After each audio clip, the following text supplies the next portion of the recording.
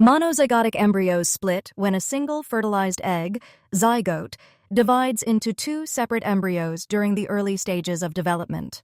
The exact timing of this split determines the type of twin pregnancy, and while the precise biological mechanism is not fully understood, it is thought to occur randomly.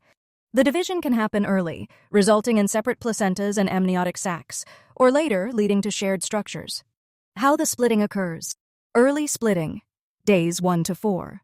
If the zygote splits before the morula stage, it can result in dichorionic diamniotic twins, meaning each embryo will have its own placenta and amniotic sac, similar to dizygotic twins. Late splitting, days 4 to 8.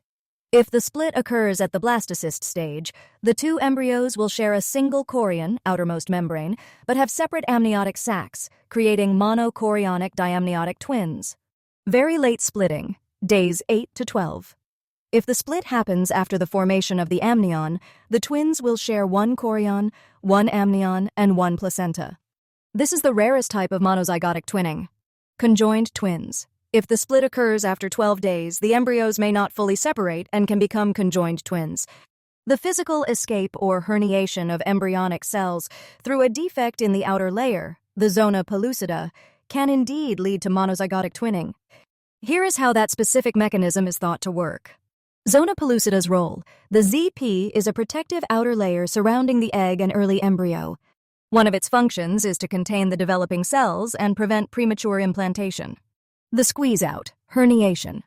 In some cases, especially in an in vitro lab setting where a small hole or slit might be made, a procedure called assisted hatching, or if the ZP is naturally thin, a portion of the inner cell mass, ICM, or a blastomere, early embryonic cell, can be squeezed out.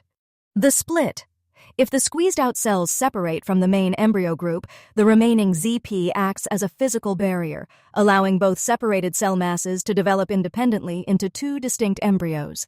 This often results in twins with their own membranes and potentially separate placentas, dichorionic diamniotic.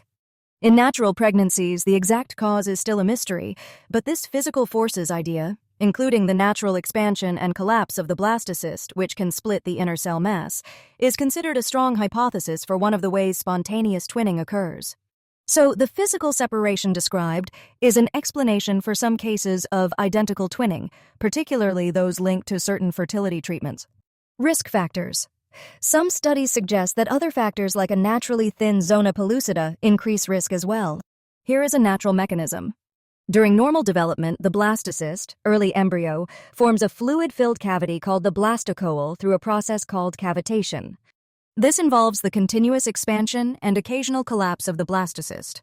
It is hypothesized that the physical pressure from this process can, under certain conditions, cause the inner cell mass ICM to separate into two distinct groups.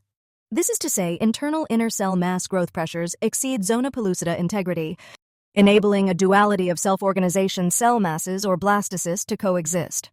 Interlocked pluripotent cells cross-talking to produce genetically informed structures set for implantation.